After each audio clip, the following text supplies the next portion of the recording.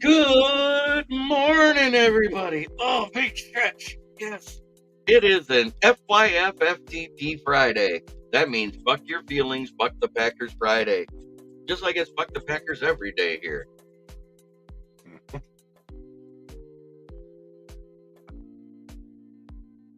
I will discuss that. It's not as big as everybody thinks. I think he trusts his coaches and Brad Holmes to make the right decision on who to keep out of the UDFAs in the invite. But we'll discuss that here in a minute because I know everybody's going, oh my God, he's missing rookie camp. A lot of head coaches don't go to rookie camp. Trust me.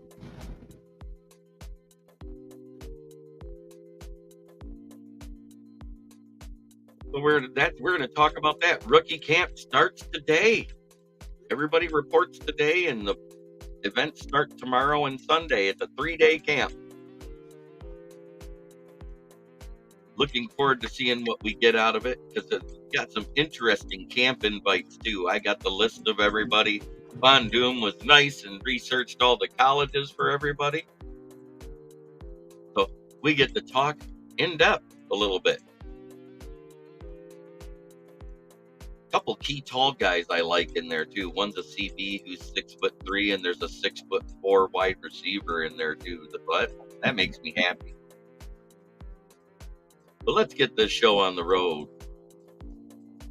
Hope everybody got their notifications. I actually woke up early enough to set the show up early today. Here we go. Show up here locally in the community. Make sure y'all go check out Kneecap Bodies by Jeremy Smokkin.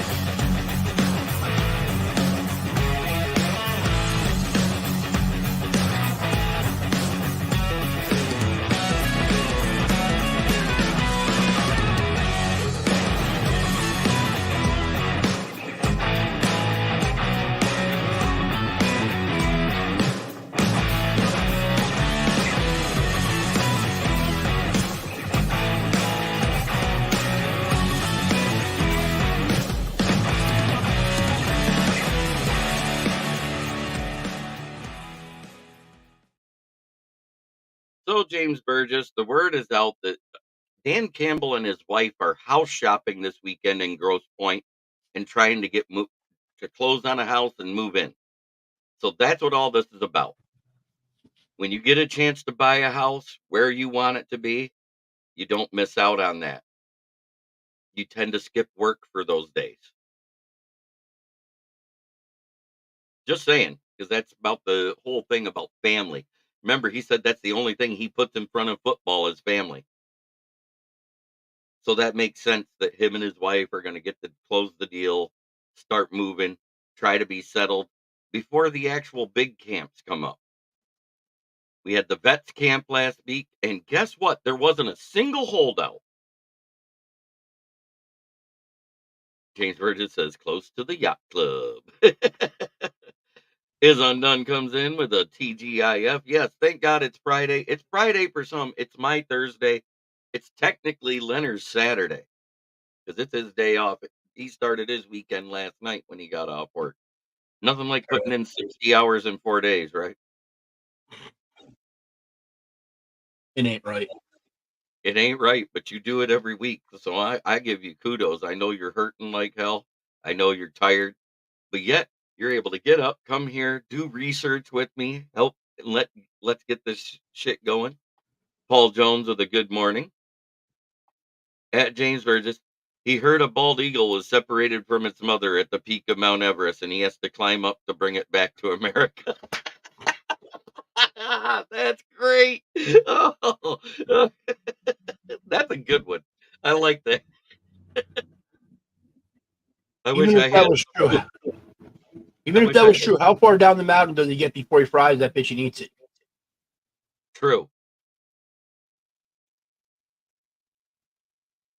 Starting with the kneecaps.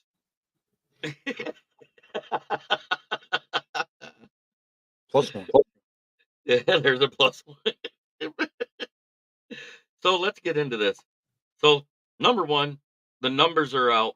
The rookies have their numbers. Terrion Arnold, who was rumored to have 35, is going to have zero. Probably because that's William White's number. It probably should be retired. And it's Rake Straw is taking 15. And yes, we are America's team. 33 for Sion Vaki because he is a running back slash safety slash special teams guy. Giovanni Manu, we knew was taking 59. I heard Christian Mahogany was taking 73. And I also knew Mikai Wingo was 94.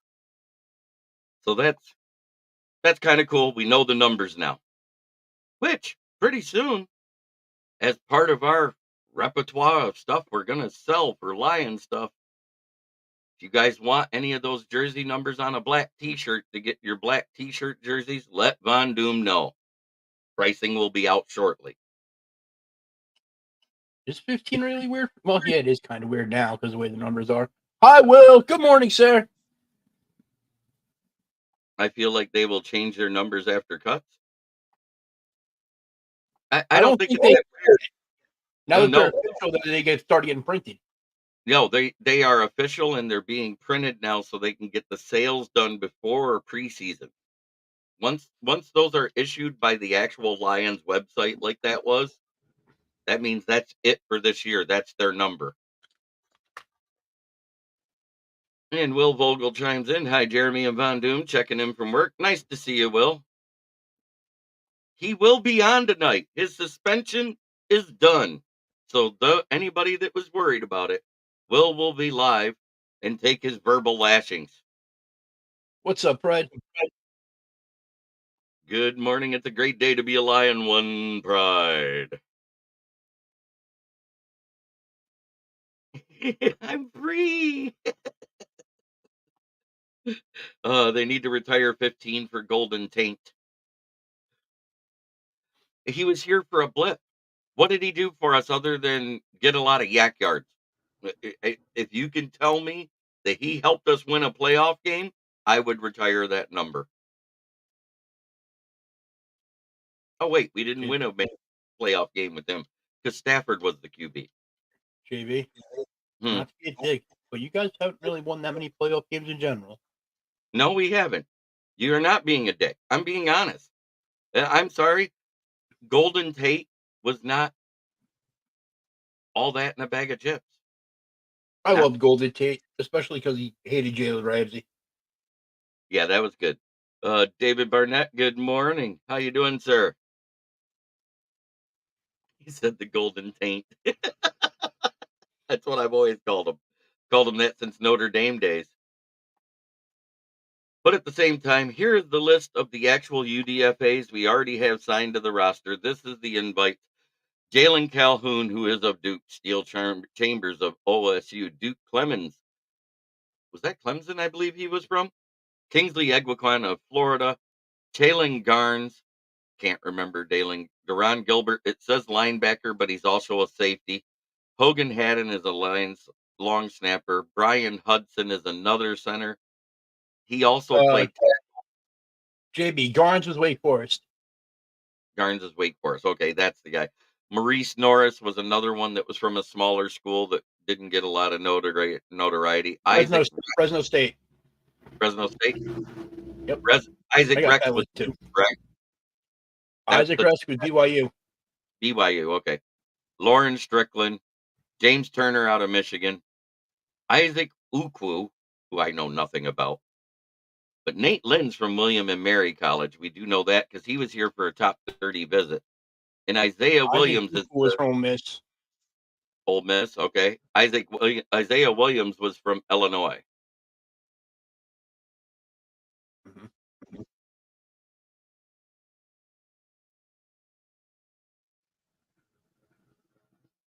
No, he coached the team to above 500.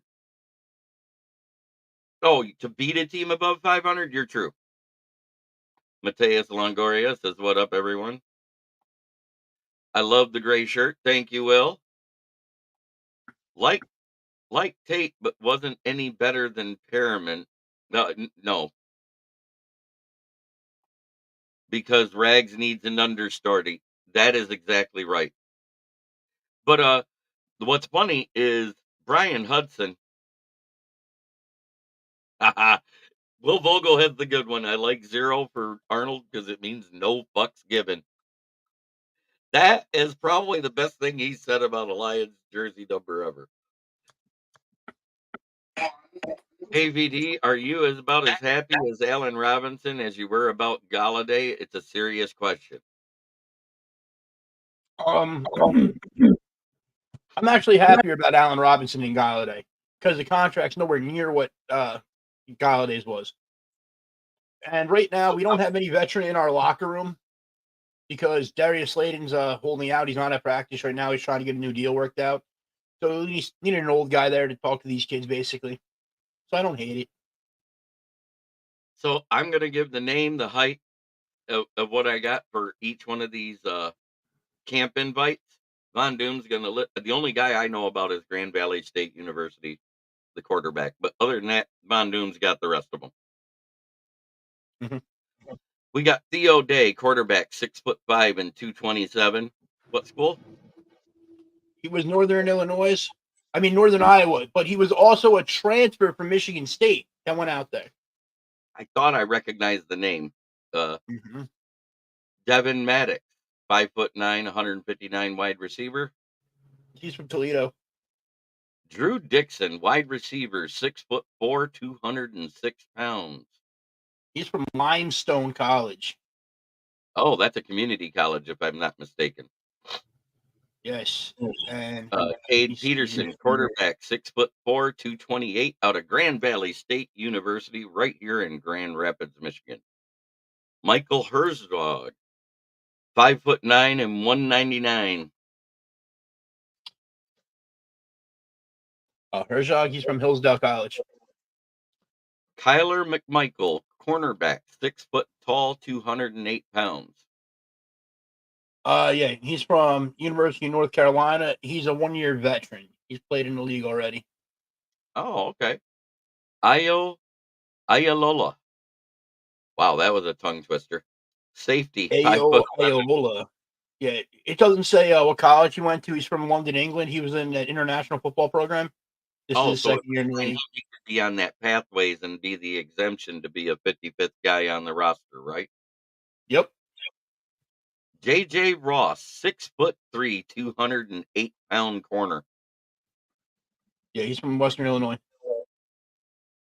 Harrison Hand, cornerback, 5'9", 192, or 5'11", 192. Yep. He went to Temple. He's been with he was with the Bears for a little bit there. This is his third year in the league. He was with the Tyron, Vikings as well. okay. Tyron Dupree, linebacker, 6'2", 225. Out of Liberty. Yeah, Had 137 tackles last year. 67 of them were solo tackles. Like 3 sacks and 2 interceptions.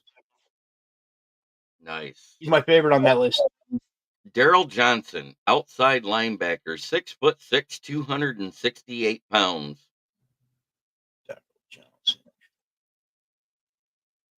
Outside linebacker, North Carolina, AT&T. I mean AT&A. He's Gotcha. a vet for 4 years. I didn't look up what teams he was with. Parker Hess, tight end, 6'3", 250. He's from Iowa, where all tight ends come from, you know. But All he's good tight another guy ends. that's been in the league 3 years. Okay. Caden Davis, wide receiver, 6'1", 190. Northwestern Missouri State, a 1-year vet in the league. TJ Smith, defensive lineman, 6'3" and 293. Yeah, he's the one that I didn't look up his college. I just know he's a former Viking. Okay. And Josh Landry, defensive lineman, 6'3", 289. He's from Mizzou. All right. So we got that out of the way, and everybody has reported, is what I'm hearing. I want to say thanks to the gentleman. I won't call out names because I like to keep my insiders as insiders that gave me the names of all the camp invites. But thank you. And Fred Peters, we got Henry Gray saying, "Good morning, JB, Von Doom, and Lions family." And Fred Peterson says, "I agree, Von Doom. Robinson is a decent vet wide receiver. I believe he's past his prime, but can be a solid wide receiver." Honestly, it's just the body there. I don't think he'll even see more than like 20 snaps all season if he actually makes the roster. But again, I just like having guys that have been there to give experience to some of the kids. Like Darius Slayton's a veteran on the team. He's got 6 years in the league. But then the rest of our team's got what? A combined like 4, if that. Well, let's see. You got Jalen Hyatt. He's got 1 year experience. You got Wandale Darius Robinson with 2. Wandale Robinson with 2. You guys don't have a Shepard anymore, right? Nope. Why did the Sanders, Lions Williams. sign Pico? Kyle Pico was actually decent. He's just not great. He's great depth, is what he is. And think about it, defensive tackle. As true defensive tackles go, we didn't have a lot of depth as a true defensive tackle.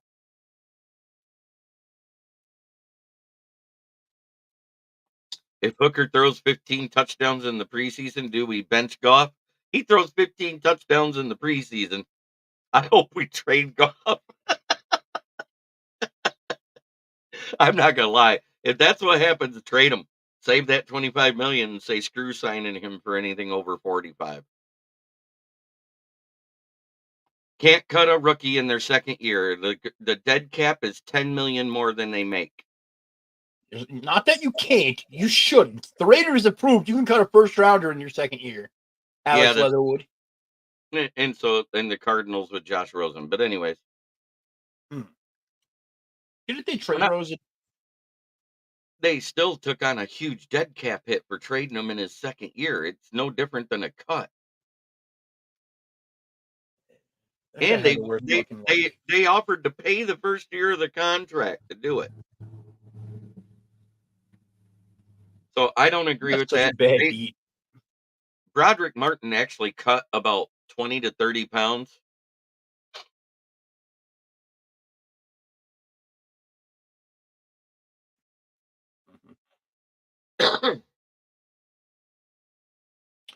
No matter what Hooker does in the preseason, Goff will start week 1 if he's healthy. I That's know not that. necessarily true, though. It's not. Goff could have a terrible freaking camp, a terrible preseason. Hooker could light the world up, and it could just happen. Crazier shit's happened in the world so far. And considering that there's almost no dead cap, I mean, it only costs like 5 million. Right. And that's what I wanted to address that. That's one of my topics today is about Goff. Uh, the exact words that Brad Holmes used. Yes, it was a high priority. He deserves an extension. We hope we can get a deal done. Not we will, hope. There's a big difference in those two sentences. If he said we will get a deal done, I'd be like, okay, it's getting done soon. But he said, I hope we get a deal done. They're not negotiating back and forth. Golf agent is like, I want this amount of money, and Brad Holmes is like, I'm not giving it to you. That's where it's at right now. And that's why Adam Schefter said the divide is so wide, a deal is not imminent. And a lot of the golf slappies are going nuts, going, "Oh my God, we're going to get our extension."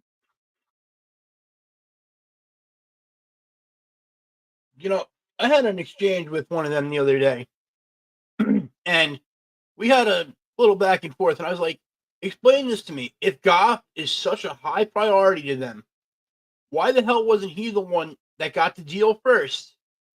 Instead of St. Brown, who you didn't have to resign this year, who you could have tagged next year at a fraction of what a quarterback tag would cost, and Panay Sewell, who didn't even have to be touched for 2 years technically after picking up his 5th-year option. Explain to me why Goff didn't get the bag. It's about keeping the core of the team together, which, when they said we want to do a deal with Goff, but we do not want to sacrifice the core of the team. That's key words right there. A lot of it does have to do with his agent saying he's valued more. Goff probably would take a like $42 to $45 million a year deal to play there because he's happy there. His Yeah. agent knows his value is worth way more than that right now. And also the fact that Goff and his agent was in the contract talk at the bye week and turned down 43 million tells me you're wrong about the 43. You might be right then. I forgot that he was in that contract talk with him.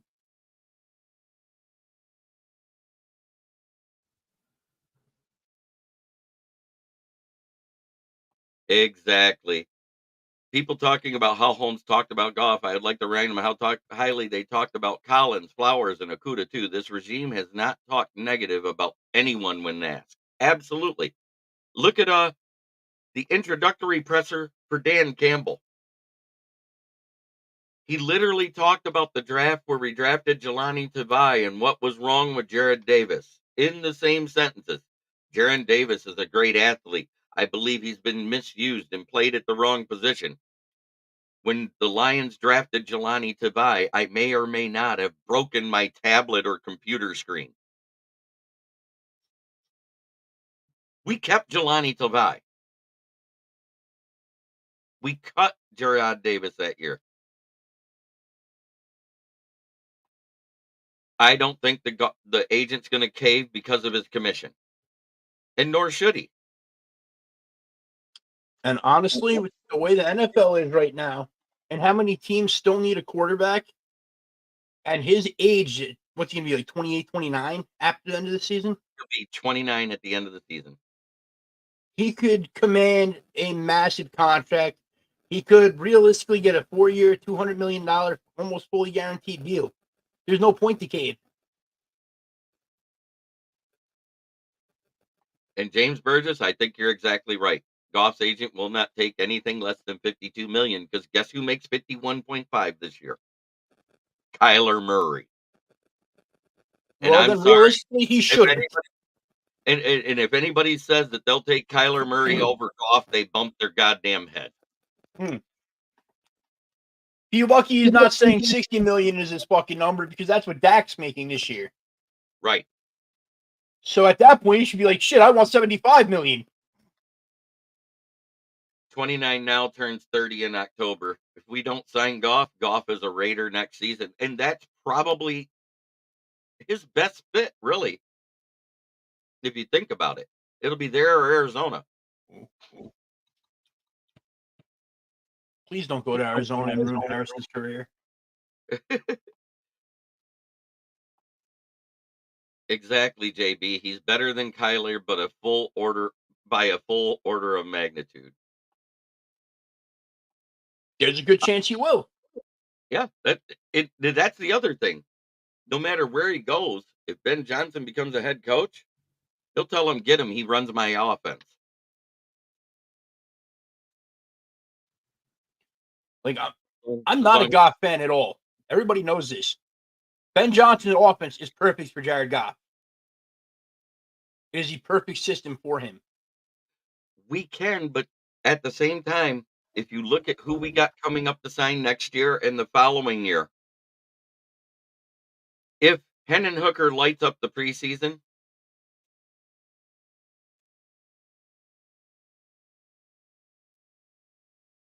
Goff could tell his agent to go fuck himself and fire his ass, honestly. right, But and then then hire a new agent and say, this is what I want, this is where I want to be, he could do that. But yes, we technically can franchise tag him for 2 years because he's never been franchise tagged. You can that put the second tag would transitional be tag, astronomical. but yeah, but you're talking about the tag next year is projected to be around $48 million. And the year after that, it'll be 52. Yeah. Plus add a 20% on top for the second tag in a row. Right. Because there's a luxury tax when you tag somebody 2 years in a row.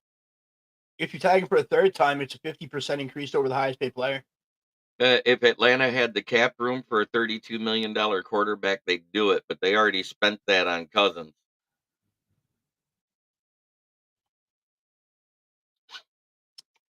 Not wrong. He's not wrong. The Kirk Cousins deal does have an out after year 2. which I was reading yesterday, which makes more sense to why they drafted Penix where they drafted him. But if they're having success with Cousins, I don't think they get rid of him because they'll hold on to him like they did Matty Ice. Let's see. They did the same. The Packers did the same thing with Brett Favre, the same thing with Aaron Rodgers. Well, here's the thing, and I'm going to talk about this real clear because I put this into the chat the other day. The free agency of all the signings bigger than $6 million came to a screeching halt when we cut and applied for Cam Sutton's contract to be voided. We haven't really traded for anybody. We haven't signed anybody of notice.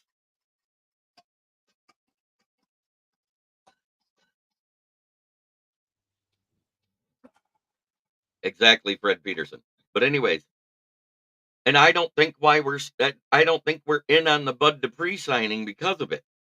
Because I think maybe the Lions already heard they're not going to void the contract. Because if they heard anything that they were going to void the contract, they'd be making moves to eat up the extra $20 million in cap right now to better the team.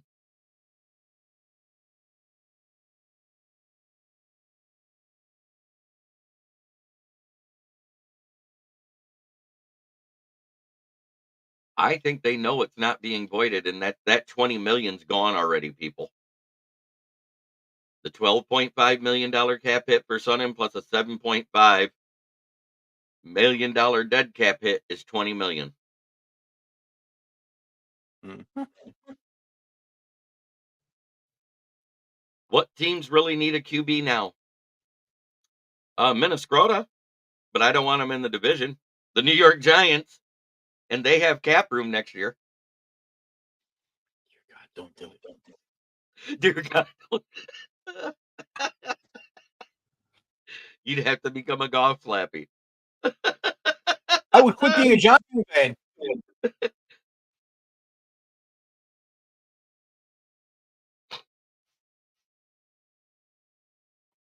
The Lions will know the Sutton I have the feeling they already know, because if they didn't know and they're not making moves and they could have that money, they're making a mistake by losing out on players that they could have on this roster, is what I'm getting at. I think they already know it's not going to be voided. That's why everything came to a screeching halt. That's why we're not making a 7th or a 6th round pick to get Trey Burks, a first rounder, in the 4th year of his contract, which is the biggest year of his contract. Mm-hmm. Honestly, the Lions fucked up with that whole way they handled the Cam Sutton thing.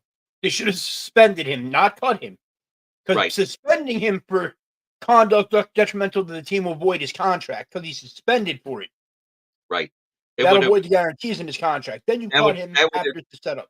Right. That would have cut it immediately from a 10.5 guaranteed bonus to down to his $2.5 million salary. Yep. Because that's all his salary really is, people. It was 2.5 million. 10.5 was the guaranteed part when they restructured him.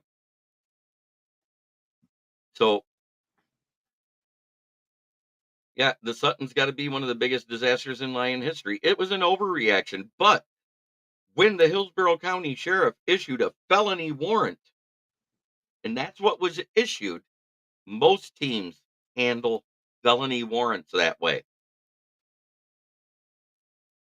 I truly feel they just came to the pressure of the fans and the media, because the Lions knew for over a week before what had happened and were just quiet about it. But as soon as it went out public, that's when everything should start rolling downhill.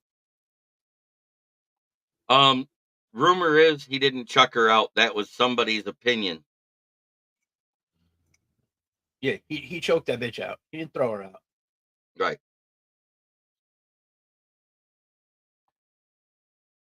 Sutton was put into one of the worst. He had a horrible year, but he's not one of the worst CBs in the league. We've seen worse. Go look at the year before what he did in Pittsburgh. Sutton is the one that won in that situation. He got paid by the Lions, and if he makes it to another team, he will get paid 2 times. If he had to try out with the Steelers again, that's where he's going to end up. Everybody. Everybody dropped the ball, top to bottom. You blame them all.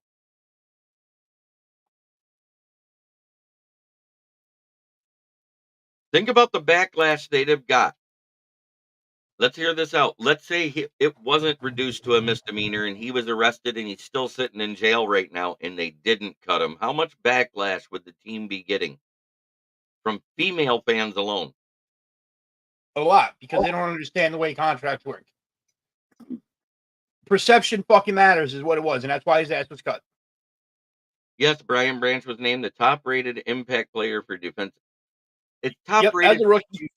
impact plays as any defensive back, not just a rookie.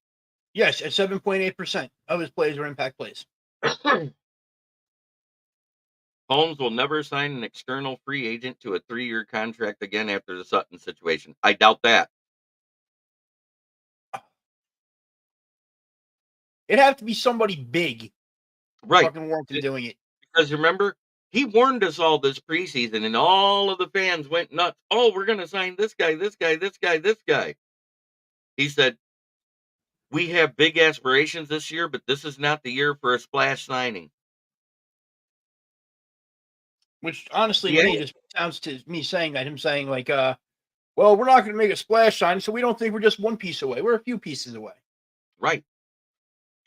And when this whole thing started, and Von Doom was on the show when I said it would be year 5 when we win our Super Bowl immediately. Because of all the crap we had to gut off the roster, we stripped the team to the studs. We were god awful that first year for 10 straight games. They should have signed Daniel. They talked to him, but he wanted to go home to Texas. He wanted to go home to Texas. He wanted more money here to be here than he got in Houston. Mm-hmm.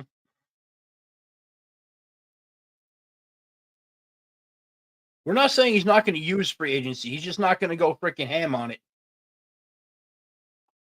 Oh, we talked about it's the start of rookie camp. We went over all of the camp invites as well as the UDFAs, and the numbers for the rookies is officially out. I need more coffee. Right back. Yep. I just want to get that out there.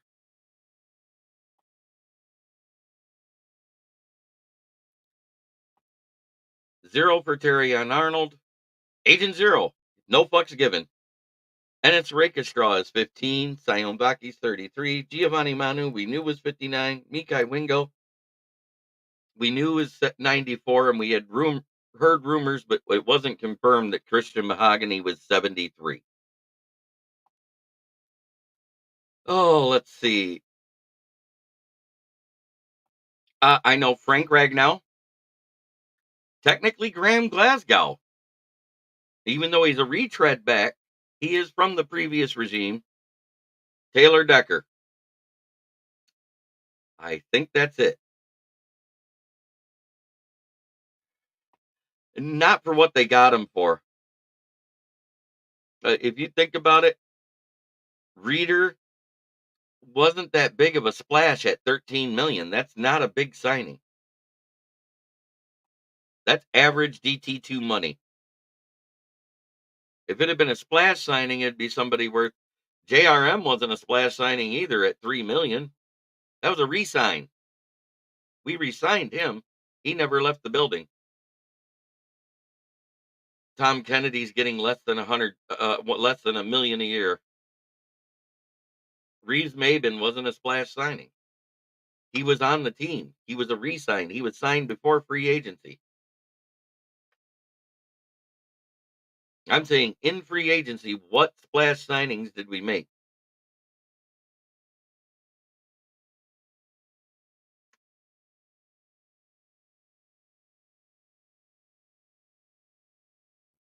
Oh, okay, gotcha. Reeves Maben and Tom Kennedy. Gotcha. I'm like when we were talking about splash signings.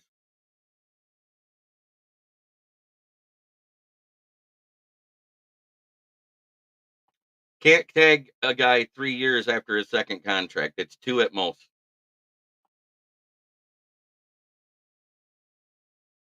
Yeah, like Glasgow left and came back. That's true. Good morning, Fred. Who the fuck in here is bringing up my boy Tom Kennedy? Oh, it's who's left from the previous regime on The the one thing roster. they did right, Tom Kennedy. The camp cockroach that won't die. No, that guy would be a fucking superstar. Wes Welker, freaking Julian Edelman type if they just played him. I don't see it. Because when we did play him, he didn't do that much. But he did have the longest completion of the season that year. Just saying. But he hit Khalif Raymond 10 yards out, and Raymond ran it the other 65 yards. Well, he finally did something right. Yeah, year one was bad. When that's your highlight play of the year. Oh, the player, DJ Reader, is a big splash. And if he wasn't coming in, that contract would have been in the 20 million range.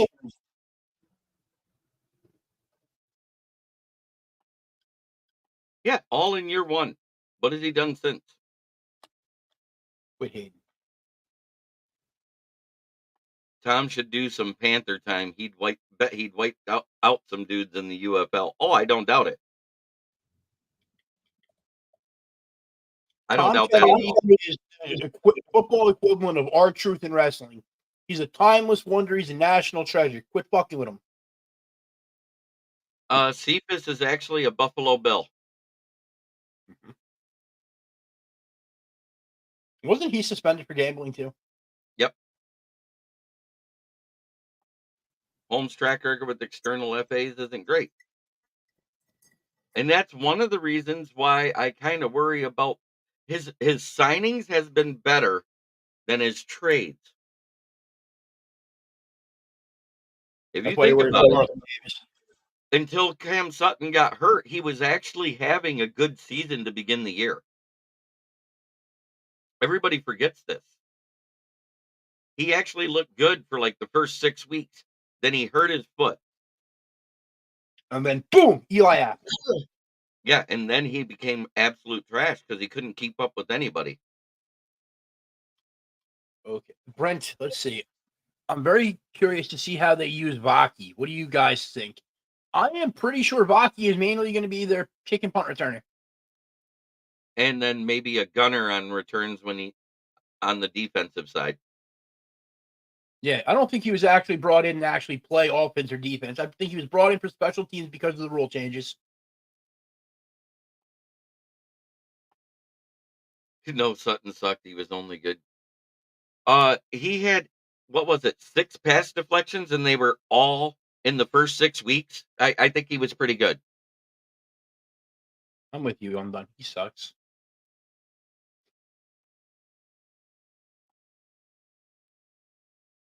Yeah, because his foot was hurt by that time. Jacobs played till week 11. Sutton I'm started gonna to miss suck in Jacobs. week 7. I'm being honest. Once he hurt his foot and missed that half a game. Yes, Dan Campbell is out house shopping in Grosse Pointe with his wife, closing on the house and moving in. So he won't be at rookie camp. And I'm quite sure it's because he trusts his coaches and Brad Holmes to keep the right players for the team. He couldn't have just had his wife take her boyfriend to do that and been there for the team. I don't think he lets his wife have a boyfriend. I think all coaches' wives have boyfriends because they're away so long. She's at every game.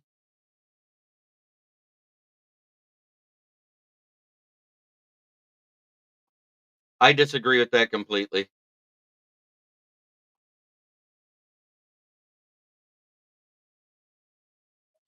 Wait, what do you disagree with? They should have drafted Deontay Banks over Jack Campbell. 100% they should have. No, Deontay Banks is a fucking beast. they were happy with who we signed. Dude, do you have any idea how much better your team is with Deontay Banks? Turf toe is a bitch, especially if you're asked to play more man. Exactly. Ash Ragnar, how turf toe is.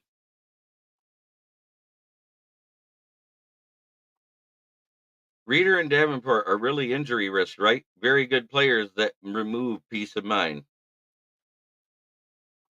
Yes. Davenport, 100%. Reader's just coming back from injury because he's a big Yeah. fat dude that carries a lot of weight on him.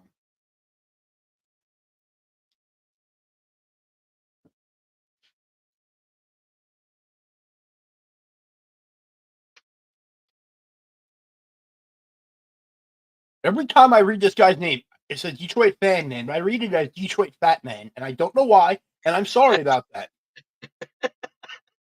Who is OG Nitane Mutai? He was our international path player we signed 2 years ago. Um,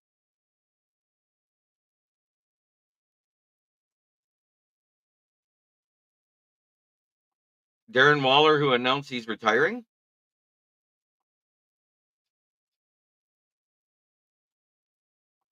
Yeah, I think Broderick Martin is going to have a good year too. He shed some weight. He's looking good at camp. In the what I saw, he actually lost about 25 to 30 pounds.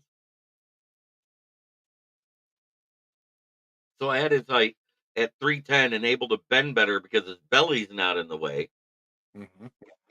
he should be more effective. It is undone. Also, if Waller decides he doesn't want to retire, that costs you about $13 million off your cap to go get him.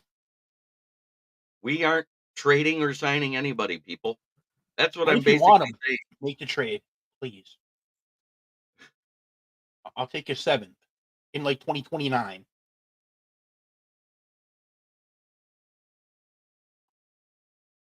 Readers can probably bench more than all of us with his only healthy side. You're absolutely right. Reader will be the starter next to Aleem. I think Broderick is going to be groomed to replace Reader on his 1 year deal.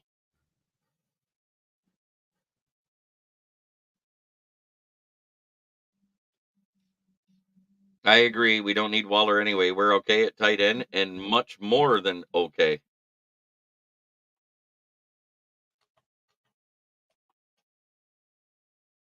Yeah, I know. Because he didn't play for a big college for 2 of his years. That's what you guys don't understand. He, he went to Western Kentucky and it was his first time as a 3-4 nose tackle. Hey, quit knocking players from Western Kentucky. I know, but he switched from a 4-3 defense where he was a defensive end and defensive tackle, where he had 8 sacks, 109 tackles, 15 tackles for loss, and 2 strip sacks.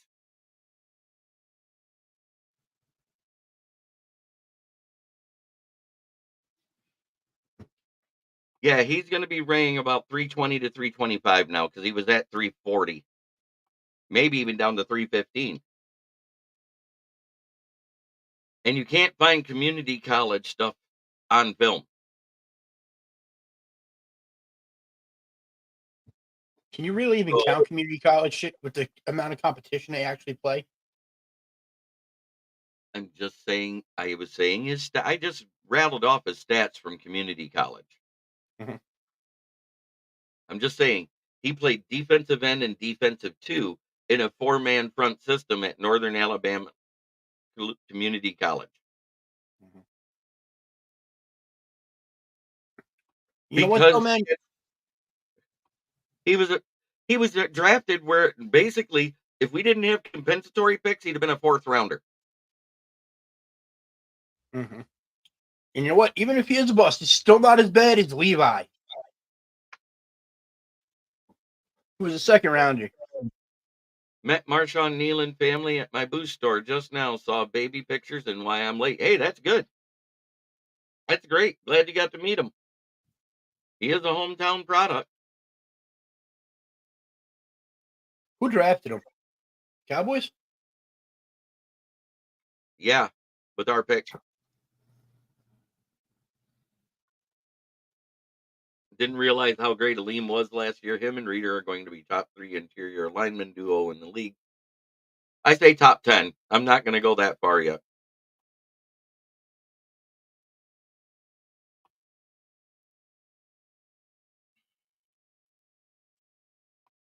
Cowboys, I talked crap. Yep. Good job, Orlando. Ken, here's the thing about that though. You want them to free up your linebackers, but the freaking Lions are running a 4-2-5. Your linebackers barely ever blitz. Well, in that 4-2-5, when we didn't have a Viper safety to move up into the box, they lined up with a Sam linebacker. Then it's a 4-3, not a 4-2. So it's a 4-2-5, but just that in that situation, it's more like a 4-3 over when they do that. Because it's usually lined up on the left tackle side where tight ends rarely line up.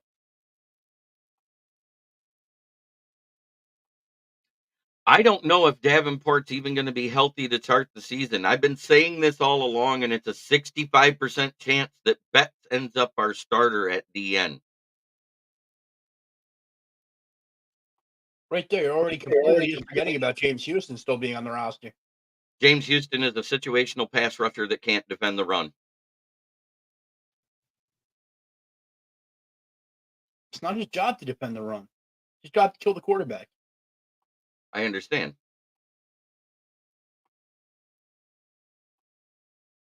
I know. People are talking about everything. I think he's here for depth, Mutai. I think he's going to stay on the practice squad as long as he beats out any of those rookies. That one that was Holden, I think his name was, the one offensive tackle camp invite or UDFA. Let me see. Let me bring that up again. I got it right here. Hudson. He's actually a guard / tackle too. He plays multiple positions on the O line. He was listed as O lineman when we signed him because they didn't have a set position for him because he played a The different kid from position. Louisville. Yep. Okay. James Houston sounds like a Wild West gunslinger. Yes, it does. I was on Will Rock's podcast. We were talking about Goff's contract. Some were saying he's worth 50+ billion, but it's not all given if he doesn't meet the full term. But it's not everything the Lions do is based off the 3-4 under, but we use a front four more than anything. I don't know where you see the 3-4. The 3-4 is gone. We drafted a whole bunch of 3-4 players and been running a 4-man front for 2 years now.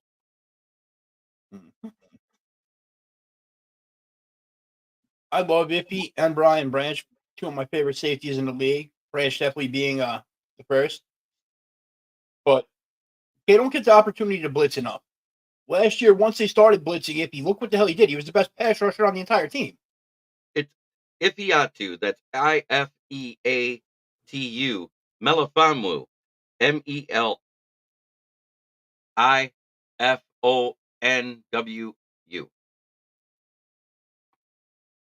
Yeah, his name's Iffy. Fuck all that extra bullshit. Yeah, we were 3-4 year one. Then 2 weeks after the draft, after we drafted 2 3-4 outside linebackers, 2 3-4 DNs. 2 weeks after that, AG says, "Oh, we're switching to the 4-2-5," and they wonder why our secondary has sucked.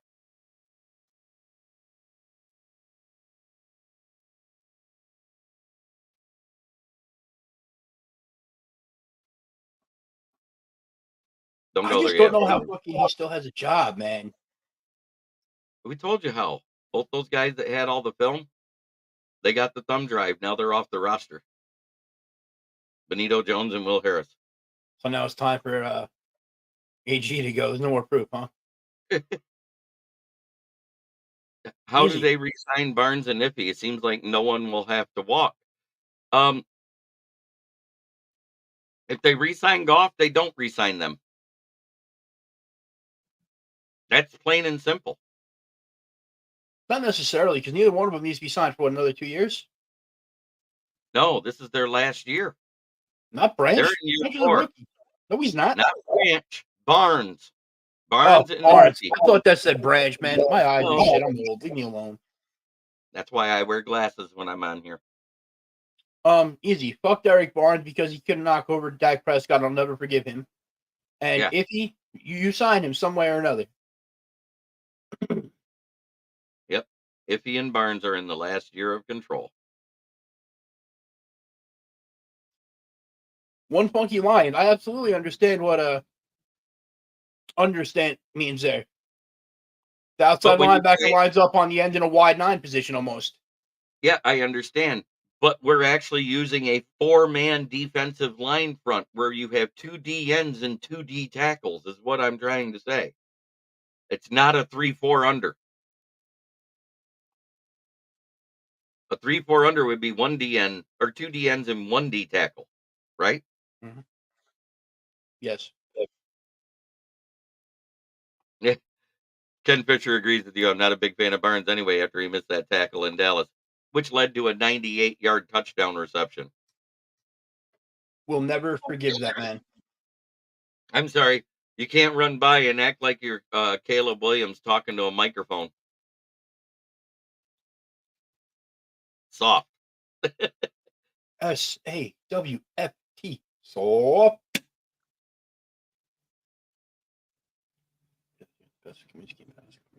Comiskey is actually, if you look, the reason why his stats dipped last year, he was only on the field when Hutch wasn't. He's Hutch's replacement when Hutch is off the field, which is why he had a limited role last year. Pascal came in because Houston wasn't there. I guarantee you, I Pascal has shown us nothing. Yep, and the under guy makes it a 5-man front. I understand that, and I said this already, but it's a over because it's on the left side, not the right. Under is on the right, over is on the left.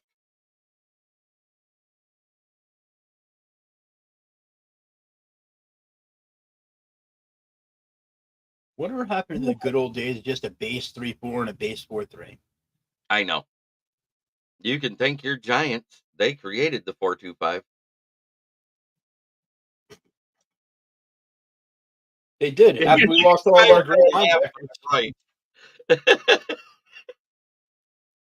Because you guys had some crappy linebackers. You always had two good ones. You didn't have three, and you switched to the 4-2-5 and went with more defensive backs.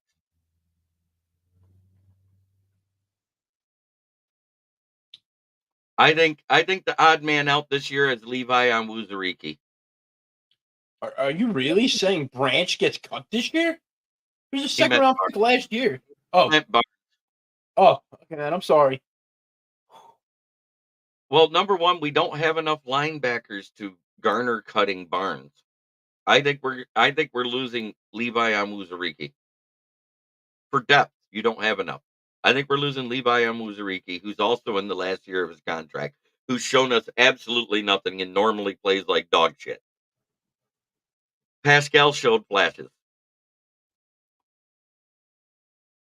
Are the Giants good enough to beat the Lions in a game? Where are we playing and is it raining? Hey, it rained when we played and beat you in your house last time, so stop it. This year, I think we could probably put up a good game, possibly beat you in New York if it's completely pouring right now. On our base defense, we'll have 5 DBs out there. More than Yes. likely, we'll have both corners, a nickel, and two safeties.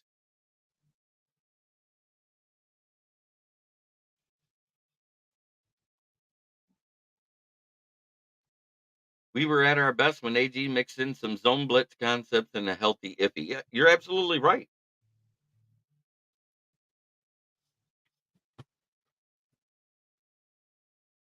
Bad part is we rush Barnes instead of Iffy in Dallas. He got there. Just like you get all the way in there, then you hit him with a pillow.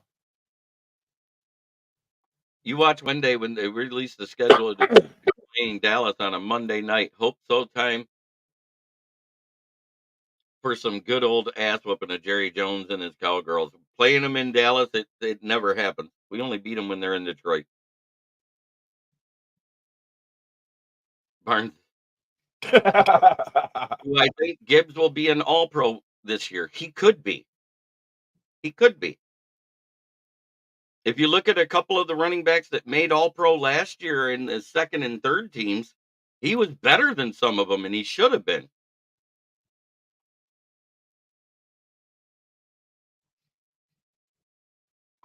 Barnes is I going to be doubt like he does.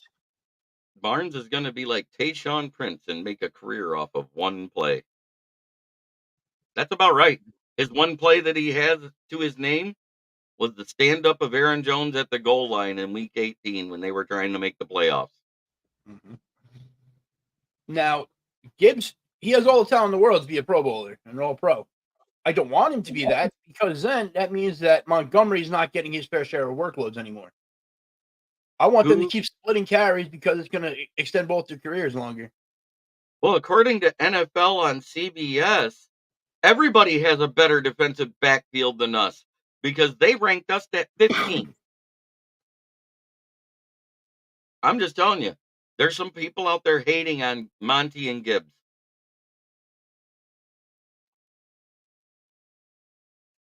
They're saying it's all our O-line and not our running backs. Miami. They could. No, Miami does. Miami does. Mostert, A-Chain, and then right on top of that, like, come on. Ain't nobody going to run with them all game. It ain't going to happen. Not possible. What? Well, the Chiefs were able to do it. The Bills beat them twice. If the Dolphins did nothing but run all game, they could switch out fresh legs every 2 plays and just wear everybody the hell down like that.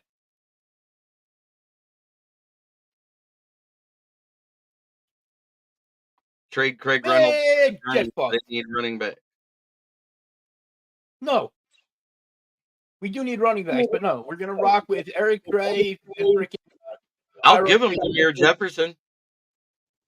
They don't even have to give us a pick. They can have them.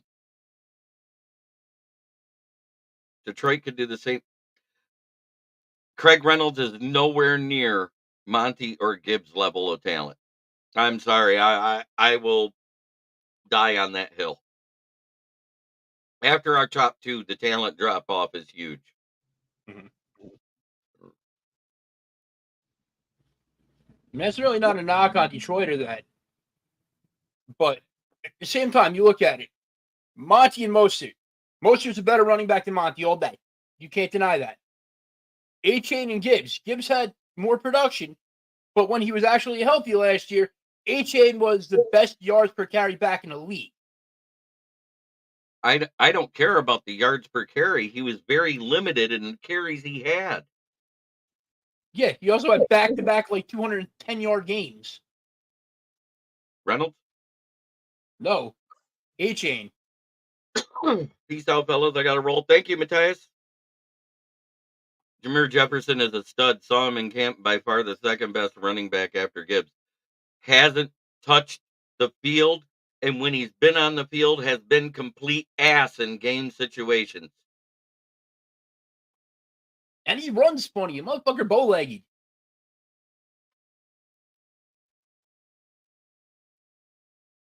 And where he was that night before the game. I wanted Jameer Jefferson not resigned when they waived him last year. They waived him and brought him back. With our starting running backs, he'll never get it.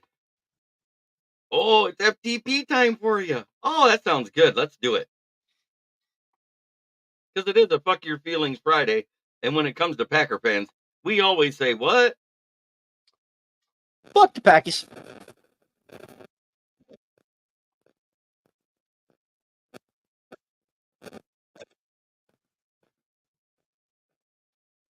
That's it. Fuck the Packers.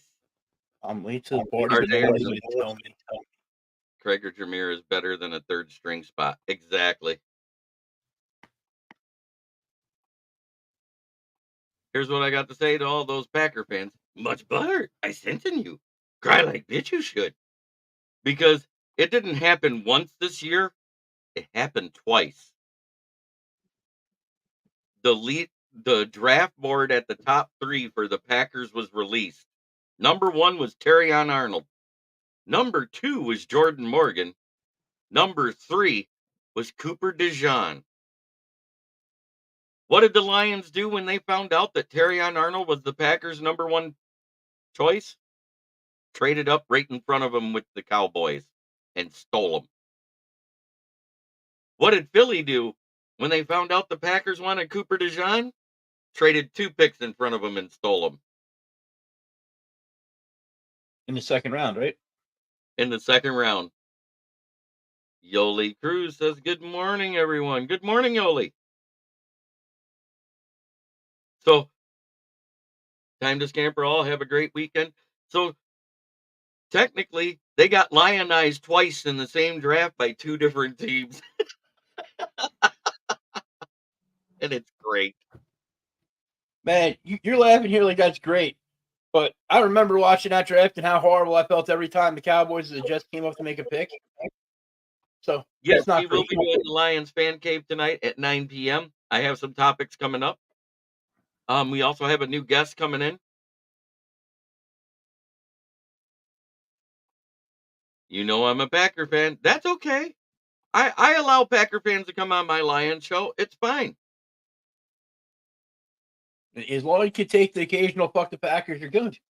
Yeah. All you gotta do is be able to put up with this. Yeah.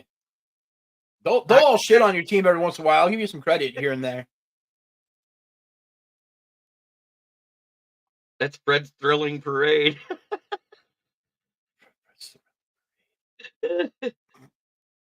Thank you. I appreciate it. Fred's thrilling parade, but that takes place in a gay burlesque club, okay? Recovering yesterday, I rewatched the San Francisco game. It reminded me of that old call collapse quicksand. Isn't it up to coaches and leaders to snap a team out of that? Yes. As a matter of fact, if you think about it, the last 3 NFC games with San Francisco in them all had a quicksand collapse in the third quarter.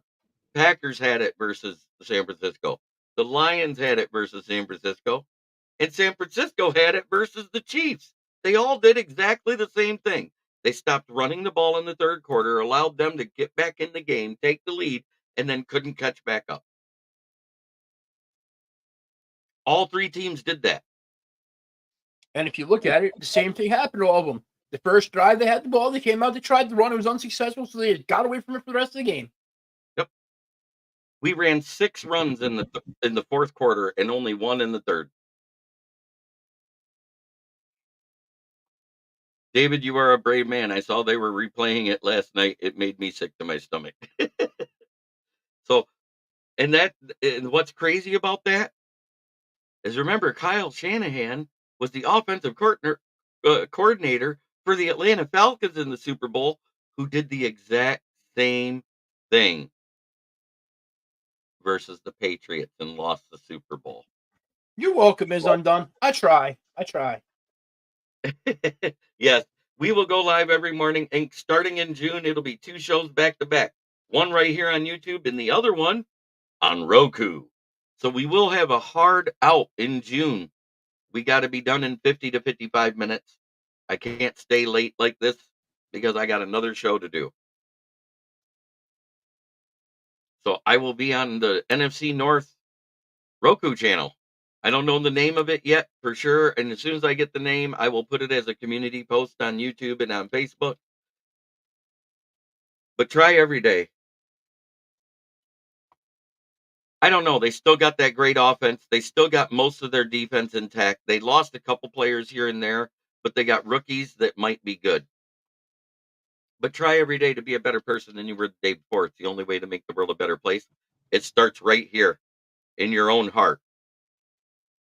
Unless you're talking to rival fans, then you know what? Fuck their feelings. I almost wore my shirt today, but it's too warm in the house. I won't turn the heat back on for the year. And I left the window open last night, and it's like 50 something outside, so it was chilly this morning. I was like, I need my took my sweaty. shower, throw my hoodie. But thank you to everybody in the chat. RJ is undone. David Burnett. The only person I don't think I saw here was Ricky. I saw Orlando.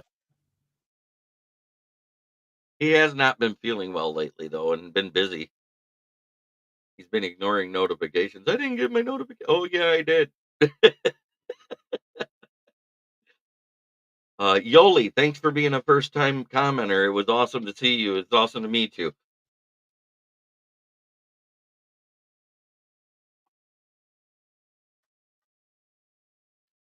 When we hit quicksand, it hit everyone. Don't blame just one. Oh no, I 100% agree. It's the coaching that has to pull the players out of it on both sides of the ball.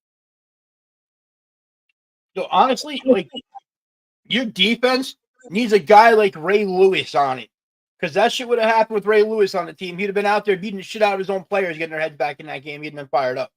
He'd have been out there built like Gibbs on NCIS, Proby slapping every one of them, Yep. ringing that bell. Wake the fuck Every up. time one of the kids got a smart ass mouth than their mother, pop upside the back of the head.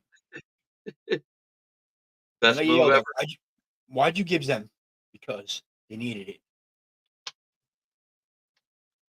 Why'd you give them? Well, thank you, everybody. I appreciate every single one of you.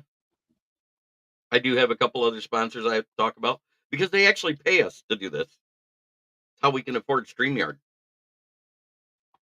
Gloss Negron, the best window tinner in Saginaw, voted by his peers and customers through the Better Business Bureau. 409 Hamilton Street, 989-443-9240.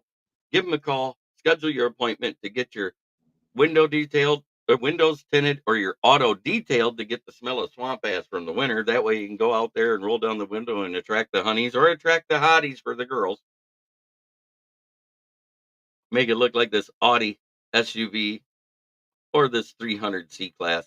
And of course, my place of employment, Brandon Service, right at the corner of South Grand Traverse and West Atherton Road in Flint, Michigan. 602 West Atherton Road is the address. If you need a quote for new tires, please give us a call. Talk to George Red or myself, Smokin Jeremy B, 810-233-8230. Or stop in for if you need some tires to get you by till you can afford the new tires. We sell used tires too, starting at $40 a piece and up, and soon that price will raise. We need to get my employer to be a sponsor. That'd be nice. Yeah. I'm working on it. It's in the works, people. It's going to be a big show in 2 or 3 Mondays from now.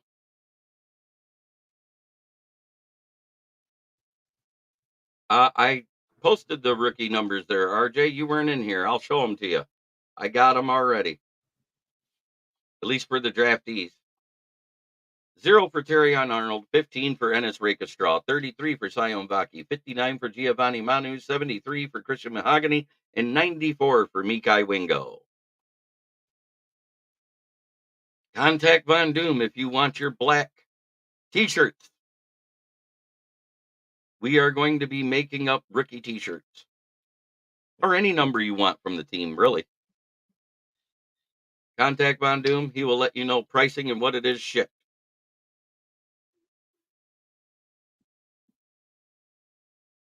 And sooner or later here, we're going to be offering jerseys too. Yes, we're working on getting our website up and running for merchandise. That way everything's on there. We'll have some examples of the jerseys because both him and I have ordered jerseys from the same place. So you can see they're legit. And what's nice, much better price. About 45 to 50% off what you can buy them for in stores. Actual stitched jerseys. You know, the ones I've wore on this very show. He's worn his Laporta. I wore my Laporta. I wore my Gibbs. I wore my Sewell. I wore my Amon Ra, my Hutch, my Branch. I got a few. I even wore Rodriguez because I made a deal with my jersey guy when I got it. I said, if Malcolm Rodriguez is a starter, I'm buying his jersey. You're goddamn right, Paul Jones. He's only been in the league 6 years. It just seems like he's been here for 20. That guy just doesn't die. He's a practice squad hero. But that too. Rodriguez needs to play more. He does. Rodriguez needs to play more Mm-hmm. on both sides of the ball since he can do fullback now. Well, he was a good linebacker his rookie year. I don't know why they said "fuck you." He got injured. He got injured, and when he came back, he never played the same. That's how Barnes got the starting role.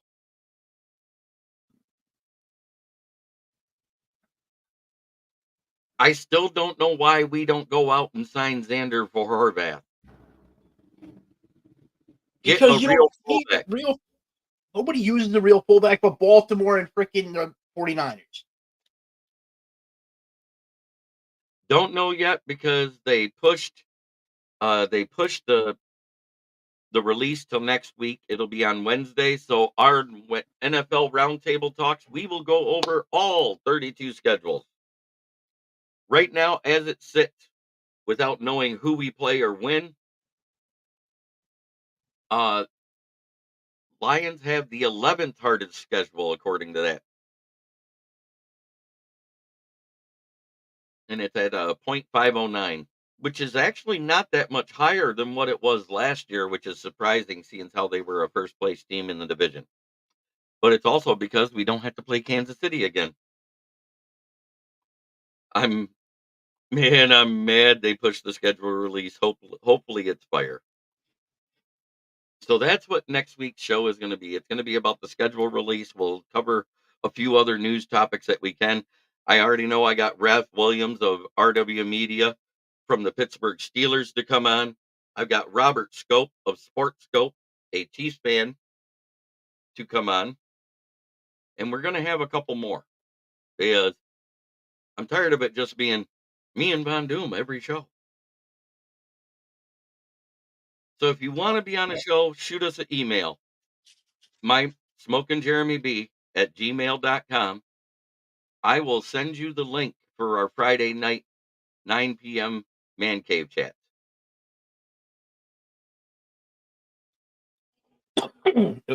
As a teenager, I had a season pass to Mount Holly near Flint. I saw my first Lions game at the Silverdome. That's where I saw my first game, David Barnett. I was actually at the one when Billy Sims karate kicked Stevie Brown, the cornerback of the Houston Oilers, to get the first down. And the next year, karate kicks became illegal in the NFL. There he is. Speak of the devil. Ralph Williams, RW Media. You will see him here next week on Wednesday on the NFL Roundtable Talks.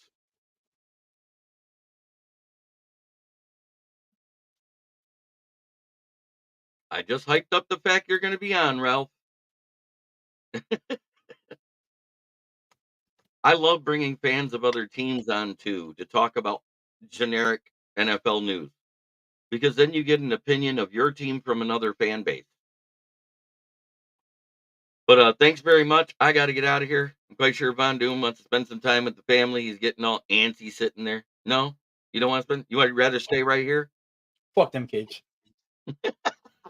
Oh, you're pulling a Tom Brady his last year when he retired at Tampa Bay, right? Yeah, fuck them kids. Oh, I still think it was great when Nikki Glazer says, "Tom, how did you fall for that FTW crypto crap scam for $30 million?" Even Gronk said, "Me know that not real money." Fucking caveman out, Gronk. Me know that not real money. It was great when she said that. And the other one that was great was Julian Edelman. "Hey, Bill, I don't have to call you coach now, asshole." Remember when you said that the Foxborough High School players could do it better? Now that's your only job offer, fucker. I mean, he didn't use those exact words, but man, that's what he meant. He did call him asshole like 3 times in that speech, though. He did. It was great. That was probably one of the best roasts I've ever actually seen. Watched It's almost the all of best them. roast since the old ones at the Friar Club, back when it was Dean Martin, Rich Little, and all those guys. Mm-hmm. Back then, it was a different era. You could be way more politically incorrect, and it was great. Nah, man, they didn't give a fuck during that show. Did you hear Julian Edelman what he said to Kevin Hart? He goes, everybody else out here coming at you with the little jokes. I'm going to come at you with the black jokes. Like, what the fuck? You can't say that anymore. He did, though. He did. And Funny as shit. I still loved it when the one guy cracked the joke on Robert Kraft about massages. Tom Brady walks up. He goes, "Don't say that shit again." Hey, don't fucking say that shit again. Yeah, because he wasn't letting anybody say anything about Kraft. And I can respect that from him there. I also liked when Edelman said to Brady, he goes, you know the only reason I'm here is because I wanted to ask you, Tom, you be on my fucking podcast yet or not? And he's just like, The Brady roast was so great. I loved it. What was the other one I liked? Oh yeah, the other short comedian gets up there. He goes, "The only reason why you got all those short guys up here is because then you can stand on that stool and be taller than everybody, Tom." That was great. Did you guys see that post about the best quarterbacks in the division and somebody put Kyler Murray on the list for the NFC West? All you can see is his eyes and eyebrows and the top of his head. It was a joke list, but it was great. I said, "Oh," I said, "Is that Kyler Murray or Bryce Young? I can't tell." could have been Drew Brees, all the same guys. Drew Brees got a couple good digs in too. No, that was Drew Bledsoe. Or Drew Bledsoe. Yeah, Drew Bledsoe. Yes. Yes. Here's a few things you'll never know the joy of, Tom. A fine Merlot from your own world's finest vineyard, being the first pick overall in the draft, and having a 28th wedding anniversary, which I celebrated this morning. I was like, damn, he went there. You can tell how much he hates Tom Brady. Yeah, I know. He goes, "But thanks for getting me a ring to go with that first round draft pick." He goes, it's kind of fucked up when you're in the hospital dying and you lose your job. Right. And then Tom did a off-color joke too.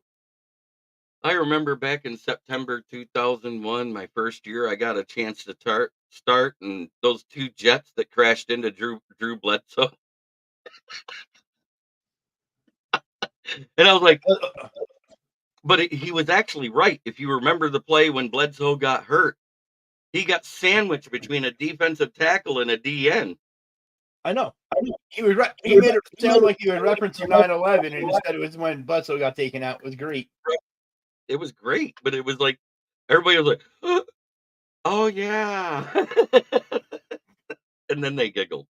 There was a dramatic pause after he said that line because everybody's like, "What the fuck?" Who was that? The defensive tackle and the DN that got him in that play, Bledsoe. Do you remember? No, I don't know my head. Okay. Well, guys, we'll see you at 9 p.m. tonight for the Lions Fan Cave chat. I hope you all have a great day. I'm going to try to get some other people involved. I'm going to send a message and ask them because I'm trying to get former Lions wide receiver Mark Schmidt, maybe Jeff Chadwick. I can't get Herman. For some reason, he never answers me, even though we're friends on Facebook.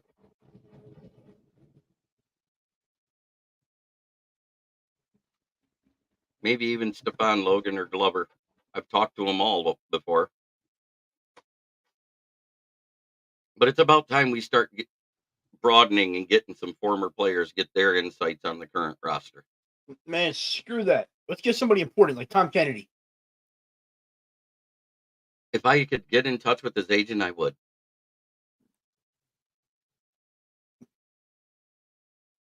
Guess I got more networking to do. Damn it. Get your knee pads ready, buddy. It's going to take some work. No. Never had to use the knee pads yet.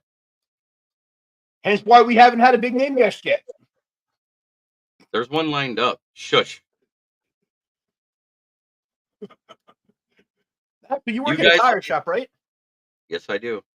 You guys have the little wheelie carts you sit on and lay on? No, we don't have the creepers. Damn, I was gonna say, it's a fucking creeper. Oh, that's so great. I forgot You the name of that. you forgot they were called a creeper, right? Mhm. And it's not just a guy in a big white van. Wait, I gotta go back now. Yep. Take a close look at the picture. Let me take a picture of this. I'm gonna go edit. I'm gonna go do a little photo shopping on that. It's gonna be a white van. It's gonna say JB's Creeps. Love you guys. Have a great day.